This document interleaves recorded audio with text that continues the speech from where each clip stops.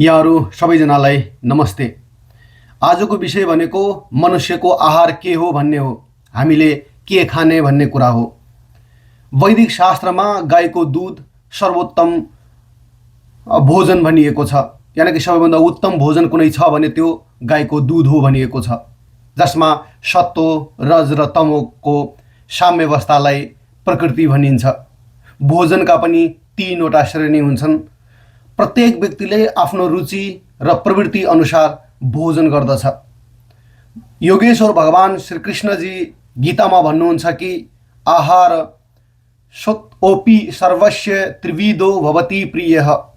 यानि कि सबै मानिसहरू आफ्नो प्रवृत्ति अनुसार तीन प्रकारका भोजनलाई प्रिय मानेर सेवन गर्दछन्। सात्विक वृत्तिका मानिसहरूले सात्विक भोजनलाई श्रेष्ठ ठान्दछन्।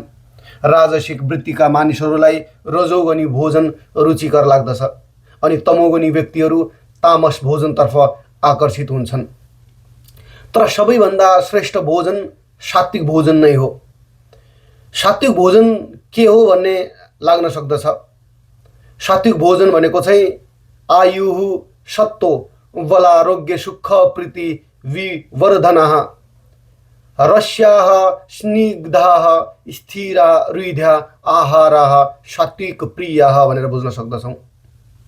जसमा आयु, बल, आरोग्य, सुख र प्रीतिलाई बढाउने, रसयुक्त, स्निग्ध, स्थिर, लामो समयसम्म टिक्ने र हृदयका लागि हितकारी भोजन हुन्छ, त्यो सात्विक भोजन हो, जो हरेक मानिसलाई प्रिय हुन पर्दछ। जुन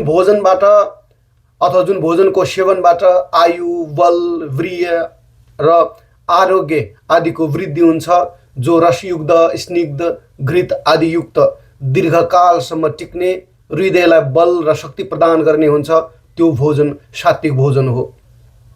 सात्विक पदार्थहरू जस्तो गाईको दुध, घिउ, गहुँ, जौ, चामल, मुग, मोठ, उत्तम फलफुल, पातयुक्त सागसब्जीहरू, बथुवा आदि, अनि जस्तो कालो तोरै, घिरौला जो हामी लौका भन्छौँ आदि, जो मधुर, शीतल, स्निग्ध, रसयुक्त, शुद्ध, पवित्र अनि छिट्टै पच्ने र बल, ओज र कान्ति प्रदान गर्ने पदार्थहरू हुन्छन्, ती पदार्थहरू सात्विक हुन्छन्।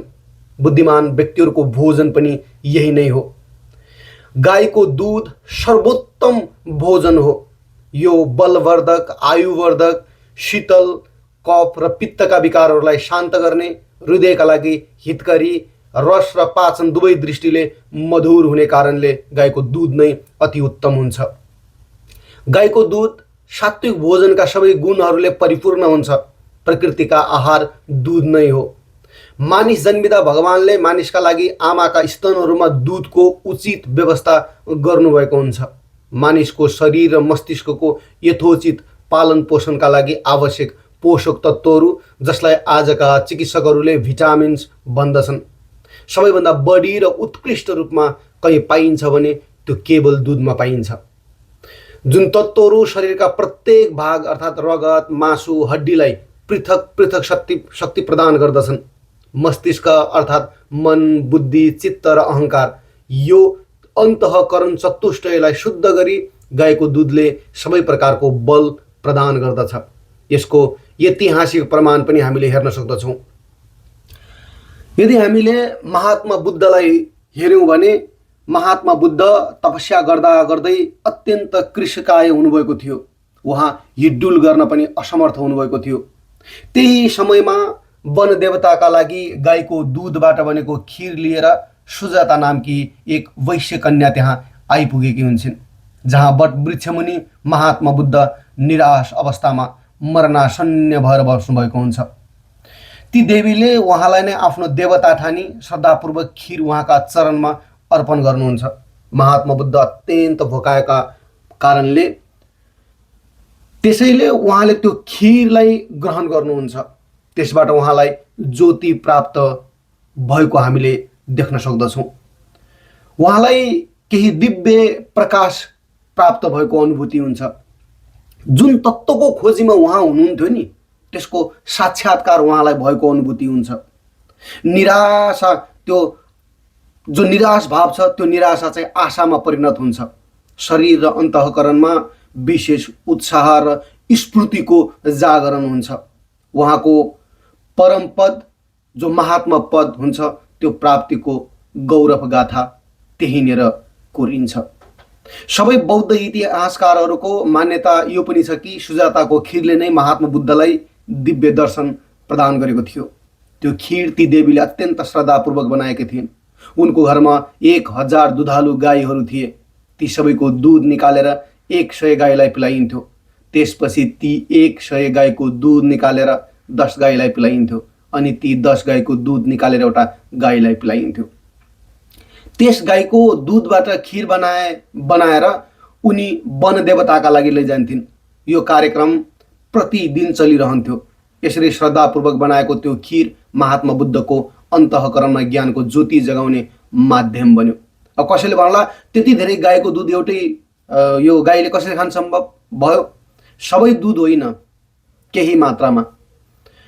यदि हामीले छान्दोग्य उपनिषदमा हेऱ्यौँ भने त्यहाँ आहार शुद्धौ सत्वशुद्धिः सत्वशुद्धौ ध्रुवा स्मृतिः स्मृति लभ्ये सर्वग्रन्थीनां विप्रमोक्षः भनेर आउँदछ।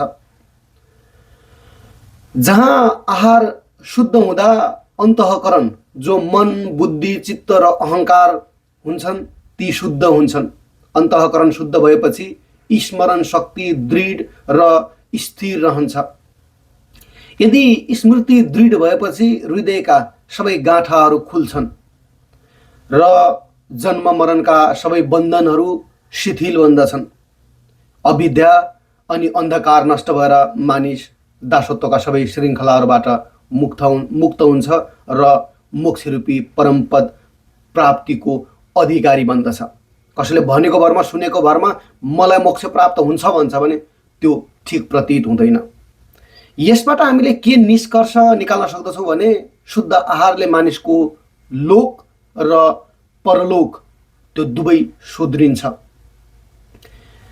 योगेश्वर भगवान श्री कृष्णले गीतामा यसलाई यसरी पुष्टि गर्नुभएको छ कि युक्ताहार विहारस्य युक्त चेष्टये कर्मसु युक्त स्वप्नावबोधस्य योगो भवति दुःखः भन्नुभएको छ। जो हामीले अध्याय 6 17औं श्लोकमा हेऱ्यौँ भने त्यो भेट्न सक्दछौँ।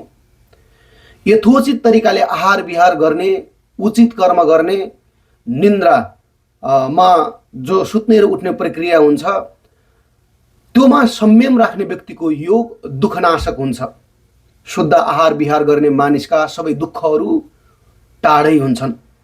यसै अनुसार महात्मा बुद्धलाई सुजाताको खीरबाट ज्ञानको त्यो प्रकाश प्राप्ति भयो। यसबाट हामी के बुझ्न पर्दछ भने गाईको दूधबाट बनेको सुजाताको खीर सात्विक थियो। आयुर्वेदका ग्रन्थहरूमा सात्विक आहारको अत्यन्त राम्रो प्रसङ्ग र प्रशंसा गरेको हामी देख्न सक्दछौँ। आयुर्वेदमा आहार प्रणीतः सघो बलकृद देहधारणः स्मृत्यायुः शक्ति वर्णौजः सत्वशोभा विवर्धनः भनेर आउँदछ। जो भोजन हुन्छ नि त्यो भोजनले तत्काल शरीरको पोषण र धारण मात्रै गर्दैन, वृद्धि पनि गराउँदछ। साथै स्मरण शक्ति, आयु, सामर्थ्य, शरीरको वर्ण, कान्ति, उत्साह, धैर्य र शोभा हुन्छ नि त्यसलाई पनि बढाउँदछ। आहार नै हाम्रो जीवन हो भनेर हामीले बुझ्यौँ भने पनि अझ सरल हुन्छ। तर सात्विक आहार सबैभन्दा श्रेष्ठ हुन्छ र सात्विक आहारमध्ये गाईको दुध र गाईको घिउ सर्वप्रधान र पूर्ण भोजन हो भनेर हामीले बुझ्नै पर्दछ। धन्वन्तरीय निघण्टुमा हामीले हेऱ्यौँ भने त्यहाँ पथ्यम रसायनम बल्यम हृदयम मेध्यम गवाम पयः आयुष्यम पुंस्तोकृद वात रक्त विकारा नूत भनेर आउँदछ। यो चाहिँ सुवर्णादि षष्ठ वर्यमा हामीले देख्यौँ भने त्यहाँ देख्न सक्दछौँ।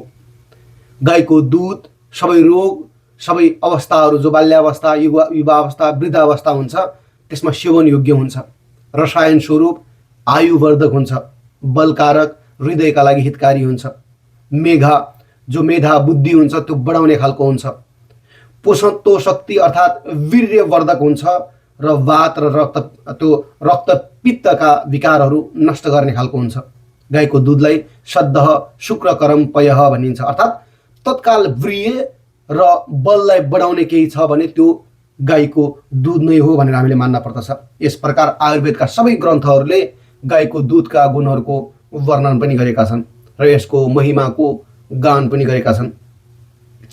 यो सर्वोत्तम पूर्ण भोजनको सेवन सबै मानिसहरूले गर्न पर्दछ। यो सर्वोत्तम सात्विक आहार हो। जसरी आफ्नी जन्मदात्री आमाको दुध बालकले 1, 2 वा बढीमा 3 वर्षसम्म पिउँछ, आमाको दुधबाट बालक जति बढ्छ र बलवान बन्छ, यदि जीवनका बाँकी वर्षहरूमा पनि त्यही दरले बढिरहने हो भने ऊ कति अग्लो र शक्तिशाली बन्थ्यो भन्ने अनुमान हामी गर्न सक्दछौँ।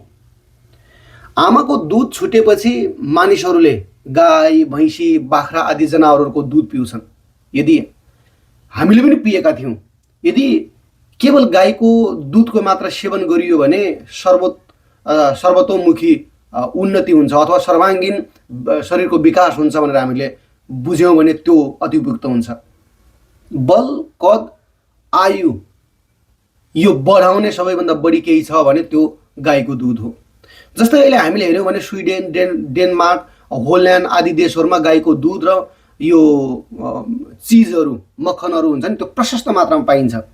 त्यसैले स्विडेनमा 200 वर्षमा मानिसहरूको उचाइ छ नि 5 इन्च बढेको हामीले वैज्ञानिक आधार भेट्न सक्दछौँ। जो हाम्रो भोजन छ नि, विगतमा 50 वर्षदेखि गाईको दुध आदिको हामीले कमी हुँदै गएको र 30-40 वर्षमा हामी 2 इन्चसम्म घटेको पनि हामी देख्न सक्दछौँ। महाभारत कालमा हेऱ्यौँ भने भारतवासीहरू, जो भारत खण्डका वासीहरू छन्, इच्छाअनुसार गाईको घिउ र दुध उपलब्ध हुने कारणले गर्दाखेरि र 300-400 वर्षसम्मको दीर्घायुमा पनि मानिसहरू स्वस्थ रहेको हामीले देख्न पाउँदछौँ। महर्षि व्यासको आयु 300 वर्षभन्दा पनि बढी भएको हामीले देख्न सक्दछौँ। भीष्म पितामह 176 वर्षको उमेरमा पनि बलशाली योद्धा थिए र कौरव पक्षका प्रधान सेनापति भीष्म पितामह नै थिए। महाभारतमा 4 पुस्ताका मानिसहरू युवा अवस्थामा युद्धमा सहभागी भएका थिए। जस्तो शान्तनु महाराजका भ्राता वारिक, उनका पुत्र सोमदत्त, सोमदत्तका पुत्र भूरिश्रवा र भूरिश्रवा, यी सबै युद्धमा सहभागी थिए। 4 पुस्ता सक्रिय र युवा शक्तिले परिपूर्ण थिए। कसैको कद 6 फिटभन्दा कम त्यहाँ देख्न सकिँदैन। 100 वर्षभन्दा पहिले कसैको मृत्यु हुँदैन थियो। यी सबै गाईको दुध आदि सात्विक आहारको फल भएको हामीले त्यहाँ उल्लेख पाउँदछौँ। त्यो इतिहासमा भेट्न पनि सक्दछौँ। सत्यकाम जावालले ऋषिहरूका गाईहरूको सेवा गर्दै र गाईको दुध सेवन गर्दै ब्रह्म ज्ञान समेत प्राप्त गरेका थिए। औषधियुक्त गाईको दुधको खिरबाट नै महाराज दशरथका 4 पुत्र रत्न जन्मिएका थिए। यसैले गाईको दुधलाई अमृत भनिएको छ। संसारमा यदि अमृत नामको कुनै वस्तु छ भने त्यो गाईको दुध र गाईको घिउ नै हुन सक्दछ।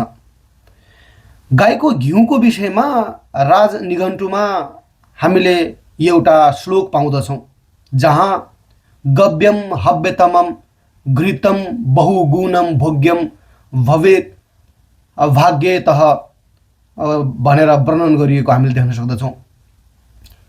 गाईको घिउ हवनका लागि सर्वश्रेष्ठ हुन्छ, जो बहुगुणयुक्त पनि हुन्छ। भाग्यशाली मानिसहरूले मात्रै त्यस्तो भोजन प्राप्त गर्न सक्दछन् भनिएको छ। वास्तवमा गोपालकहरूले मात्र शुद्ध गाईको घिउ सेवन गर्न सक्दछन्। कसैलाई हामीलाई गाईको घिउ भनेर दियो भने अहिले त्यसमा मिलावट गर्न सक्दछन्। गाईको घिउलाई अमृत तुल्य गुणकारी र रसायन मानिएको छ, जो सर्वोत्त रसायन हो। सबै घिउमध्ये त्यो उत्कृष्ट मानिएको छ। सात्विक पदार्थहरूमध्ये सबैभन्दा गुणकारी घिउलाई नै मानिएको छ, गाईको दुधलाई नै मानिएको छ। यसै गरी गाईको दही, हामीले त्यो मही, छाछ आदि पनि स्वास्थ्यका लागि अत्यन्त उत्तम छन् भनेर बुझ्न पर्दछ। दही र तक्रको सेवनले पाचन शक्तिले भोजनलाई राम्रोसँग पचाउँछ, जसको सेवनले पेटका सबै विकारहरू टाढा भाग्दछन्। हामी उदर भएर निरोगी हुन सक्दछौँ यदि हामीले यी सेवन गऱ्यौँ भने। निघण्टुकारले पनि त्यहाँ एउटा सत्यता के वर्णन गरेका छन् भने न तक्र सेवी वेथते कदाचित, तक्र सेवन गर्ने व्यक्ति कहिल्यै रोगी हुँदैन भनेका छन्। गाईको दुध, घिउ, दही र तक्र सबै अमृत तुल्य नै छन्। यसैले हाम्रा ऋषिहरूले गाईलाई माता भनेका छन्। हामीले तक्र मात्रै होइन के, हामीले त्यो तर हुन्छ नि त्यो मात्रै होइन कि, हामीले जस्तो वेद भागवत चाहिँ आप्य ये धो मध्य अर्थात् नमार्न, पालन पोषण र उन्नति गर्न योग्य बताएका छन्। गौमाताको वध वा हिंसा कहिले पनि गर्न हुँदैन, किनकि यसले सर्वोत्तम सात्विक भोजन प्रदान गर्दछ र संसारको पालन पोषण गरिरहेको छ। यसको नाभि यदि हामीले हेऱ्यौँ भने अमृतस्य नाभि, यानि कि अमृत रूपी जो दूध प्रवाहित गर्दछ नि, त्यो गाईले आफ्नो नाभिको मार्गबाट गर्दछ, जो सात्विक आहारको मूल स्रोत हो। राजसिक भोजन हुन्छ नि, जो कट्टो त्यो कट्टोम्ल अथवा लवणायुक्त त्यो भोजन हुन्छ नि, त्यस्तो राजश्रेष्ठा अथवा दुःख शोकाम ये प्रदा भनेर हामीले बुझ्न सक्दछौँ। जस्तो तिर्खा, अमिलो, नुनिलो, अत्यन्त तातो, तीक्ष्ण, रुद्र र ज्वलन उत्पन्न गर्ने जो नुन, खुर्सानी, मसला, इमली, अचार आदि मिसिएका जो हामीले चटपटे भोजन खान्छौँ नि, ती राजसिक हुन्छन्। यिनको सेवनले मानिसको वृत्ति चञ्चल बन्दछ के, नखरमाउलो भनेर भन्दछन् नि, नखरमाउली भन्छन् नि, त्यो यस्ता चिज खाने व्यक्तिहरू भन्दछन्। विभिन्न रोगहरूले ग्रस्त भएर मानिसले दुःख भोग्छन् र शोक सागरमा पछि गएर डुब्छन्। अर्थात् अनेक प्रकारका आदि व्याधिहरूबाट पीडित भएर दुःख मात्र पाउँदछन्। यसैले उन्नति चाहने र स्वास्थ्य प्रेमी व्यक्तिहरूले चाहिँ के गर्छन् भन्दाखेरि यस्तो रजोगुणी राजसी भोजनको सेवन गर्दैनन्।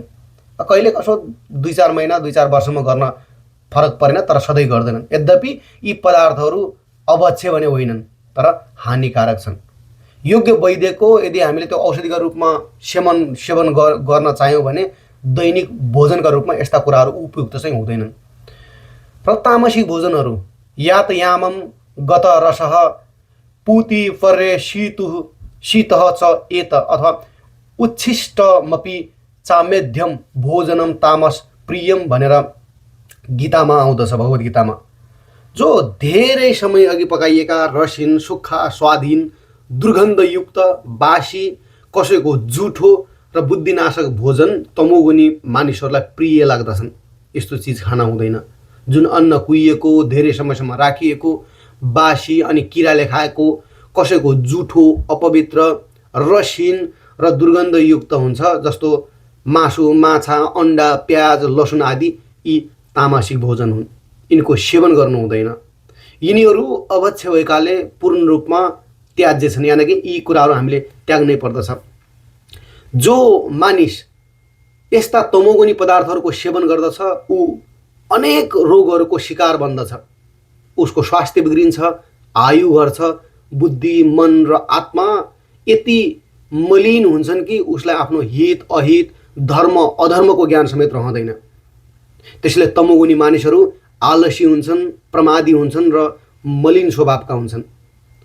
जुन कुराले चाहिँ भविष्यमा गएर त्यस्ता व्यक्तिहरू चोरी गर्नको लागि, व्यभिचार, अन्य परपुरुष परस्त्री गमन गर्ने र अनाचारहरूको मूल कारण बन्दछ, जो तामसिक भोजनले नै गराउँदछ। यी र यस्ता तमोगुणी भोजनहरू पनि भोजनहरूमध्ये जस्तो जो मासु, अन्डा, माछा मैले पहिले नै भनिसकेँ, ती तमोगुणी नै हुन्। यद्यपि सबै तामसिक भोजन त्याज्य मानिन्छन्, तर मासु र माछा त पूर्ण रूपमा अवश्य नै भनिएको छ। यिनलाई खानु त परेको कुरा, भुलवश कसैले स्पर्श गर्दछ भने पनि त्यसमा भएको सबै विकारहरू हाम्रो अन्तरतम हृदयमा प्रविष्ट हुन्छन्। संस्कृतमा चाहिँ जस्तो मासुको नाम चाहिँ आमिष भनेर भनिएको छ, जसको अर्थ हुन्छ अमन्ति रोगिनो भवन्ति येन भक्षितेन तदामिषम। अर्थात् जसको सेवनले मानिस रोगी हुन्छ त्यसलाई आमिष भनिन्छ। यानि कि मासु ग्रहण गर्ने व्यक्तिलाई कुनै न कुनै रोग लाग्छ। आज धेरै मानिसहरूको मान्यता यो छ कि मांसाहारी व्यक्तिहरूलाई क्यान्सर, कुष्ठरोग, गर्मीजन्य रोग, दाँत झर्ने, मृगी, यो पागलपन, अन्धोपन, बहिरोपन आदि भयानक रोगहरू लागिरहेका छन्। मासु मानिसलाई रोगी बनाउने अभक्ष्य पदार्थ हो। मानिसले यस्ता पदार्थहरूबाट सधैँ टाढा रहने प्रयत्न गर्नुपर्दछ।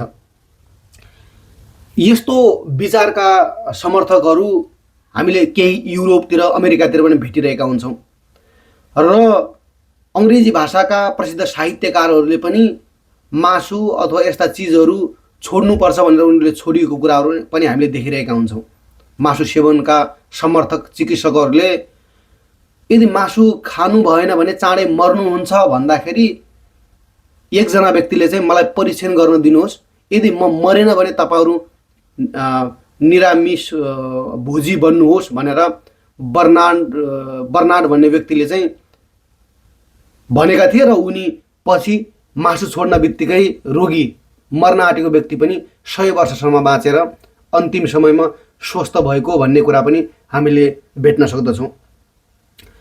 उनले के भनेका थिए भन्दाखेरि मेरो अवस्था निकै गम्भीर छ, मलाई गोमांस खान भनिन्छ ताकि म बाँच्न सकूँ, तर मैले आफ्नो वसियतमा लेखिसकेको छु कि मेरो मृत्युमा रुँदै हिँड्ने गाडीहरूको आवश्यकता छैन, मेरो साथमा गोरु भेडा गाई कुखुरा र माछाहरू रहनेछन्, किनकि मैले आफ्ना सहप्राणीहरूलाई खाएर बाँच्नुभन्दा आफै मर्नु राम्रो ठाने। र हामीले एउटा त्यो नुहको कथा हेऱ्यौँ भने जहाज बाहेक त्यो दृश्य सबैभन्दा महत्त्वपूर्ण हुनेछ। त्यसै गरी आर्य जगतका प्रसिद्ध विद्वान स्वर्गीय पण्डित गुरुदत्त विद्यार्थीको यदि हामीले एकपटक उहाँ चाहिँ गम्भीर बिरामी हुनुभएको बेलामा हेऱ्यौँ भने चिकित्सकहरूले उहाँहरूलाई पनि मासु खानका लागि सुझाव दिएका थिए। पण्डित गुरुदत्तजीले प्रत्युत्तरमा भन्नुभएको छ कि यदि मासु खाएर म अमर रहन सक्छु अथवा अमर हुन सक्छु भने फेरि कहिल्यै मर्नु नपर्ने हो भने विचार गर्न सक्छु भनेर प्रत्युत्तर दिनुभएको छ।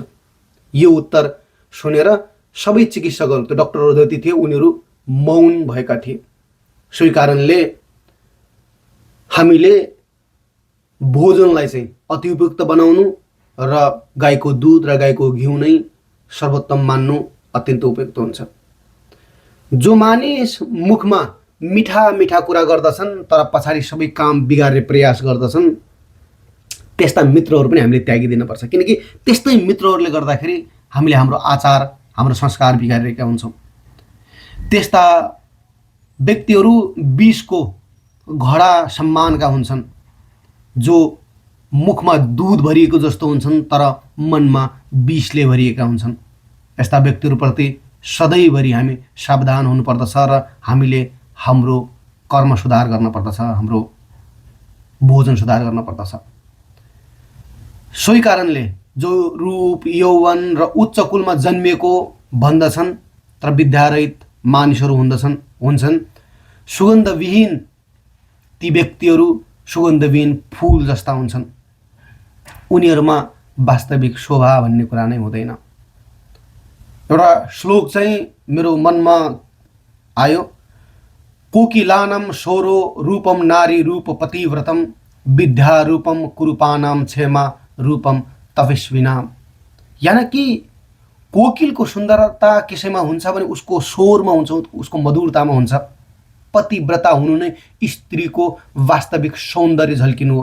कुरू व्यक्तिहरूको चाहिँ उनीहरूको विद्या र तपस्वीहरूको सौन्दर्य भनेको क्षमाशीलता हो भनेर मैले चाहिँ कहीँ पढेको थिएँ, त्यो कुरा ठ्याक्कै मेरो दिमागमा आयो। र अन्तिममा मनुष्य जातिको लागि अति उत्तम भोजन केही हो भने त्यो गौबाट प्राप्त हुने, गाईबाट प्राप्त हुने दुध र घिउ नै हो।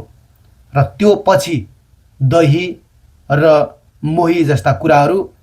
अहिले त हामी कोकाकोला, फ्यान्टा, पेप्सी यस्ता आफ्नो शरीरलाई जघन्य अपराध हुने कुराहरू खाइरहेका हुन्छौँ। तर वास्तवमा यदि कसैले मोही खान्छ भने एउटा कोक खाँदाखेरि हामीलाई 10वटा रोग लाग्न सक्दछन् भने एक गिलास मोही खाँदाखेरि हाम्रो शरीरमा भएका 10 प्रकारका विकारहरू नष्ट हुन सक्दछन्। सोही कारणले हामीले हाम्रो भोजनलाई र अति उत्तम भोजनलाई सधैँभरि प्रयोग गर्नु, सकेसम्म प्रयोग गर्नु, समय परिस्थिति र स्थान विशेषहरूमा नपाए पनि भेट्दाखेरि र हामीले भेट्ने यदि त्यो मार्ग भेटायौँ भने सकभर खोजेर भए पनि हामीले त्यस्तो भोजन ग्रहण गर्नुपर्दछ जो गाई र गौवंशबाट आएको होस्। यहाँ सबैजनालाई यति सुनिदिनु भएकोमा धेरै धेरै धन्यवाद। ओम शम।